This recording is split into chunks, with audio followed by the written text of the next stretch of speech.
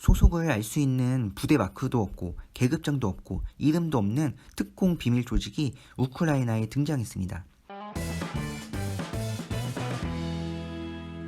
안녕하세요. 반갑습니다. 지카페 TV입니다. 구독과 좋아요 부탁드립니다.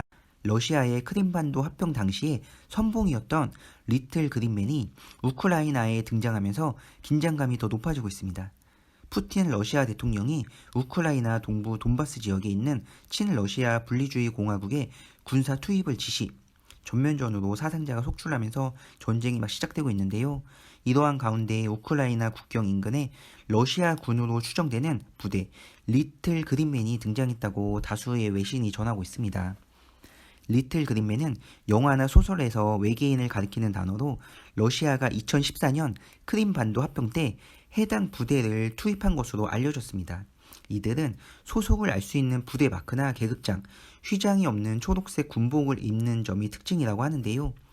우크라이나 국경에서 약 100km 떨어진 러시아 주요 도시 인근 고속도로에 리틀 그린맨을 보았다는 소식이 나왔습니다.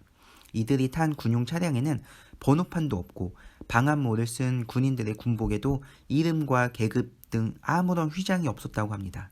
보통 군복에는 이름과 계급, 부대 마크를 표시하는 게 일반적인데요.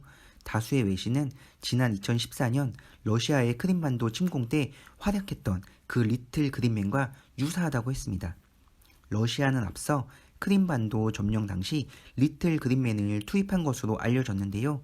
이들은 복면을 써서 얼굴을 가린 채 크림반도 내 관공서나 이런 기관들, 이런 도시들을 점거하면서 우크라이나 정부에 대항하는 친러 시위를 이끌었다고 합니다.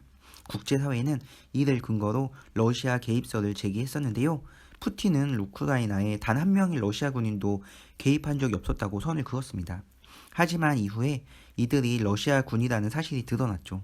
국제사회는 초록색 군복을 입은 휘장 없는 군인이라는 뜻에서 이들을 리틀 그린맨이라고 불렀습니다.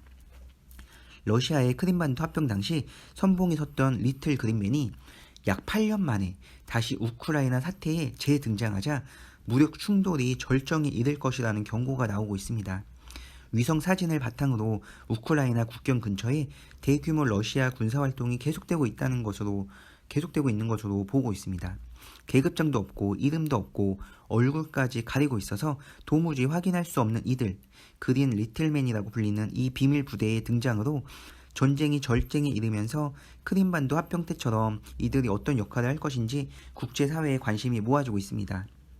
참고로 러시아와 우크라이나의 갈등의 원인은 이렇습니다. 1991년 소련이 해체되면서 우크라이나는 독립을 했고 이후 서방 국가들과 긴밀한 유대 관계를 맺어왔는데요. 이후 크림반도를 러시아가 병합하고 도네츠크 등의 지역이 자치공화국을 설립, 이후 돈바스 전쟁이 발생하며 갈등이 고조됐습니다. 이러한 가운데 우크라이나 대통령이 나토 가입을 이야기하면서 러시아와의 갈등이 더욱 확대됐고 우크라이나 일부 군대가 도네츠크 공화국을 무력으로 탈환해야 한다고 주장, 러시아는 무력을 국경지대에 집결하면서 이번 사태가 발생되었습니다. 그럼 러시아가 원하는 것이 무엇일까요?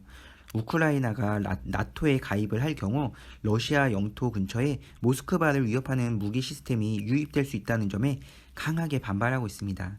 우크라이나가 나토에 가입하려면 30개국 만장일치 승인을 받아야 하는데 러시아는 우크라이나의 나토 가입을 결사 반대하고 있고 나토의 동쪽 확장을 안 하겠다는 약속을 하라고 강요하고 있습니다. 러시아 제재로 인해서 가스와 원유 송출 중단 위기, 이로 인한 에너지 가격 급등, 가스 관련 주식이 급등했죠. 또 흑해를 통해 수출되는 우크라이나 밀의 수출도 중단, 밀 가격 급등, 비료의 주 원료인 탄산칼륨도 막혀서 비료 생산 급감, 러시아발 인플레이션 급증, 이는 글로벌 경제에 대단히 큰 악영향을 가져오는 것으로 볼 수 있습니다. 승자가 없는 이 무력 충돌이 평화롭게 잘 마무리되기를 두 손 모아 마음 모아 기도해 봅니다. 콘텐츠가 마음에 드셨다면 구독과 좋아요 부탁드립니다. 감사합니다.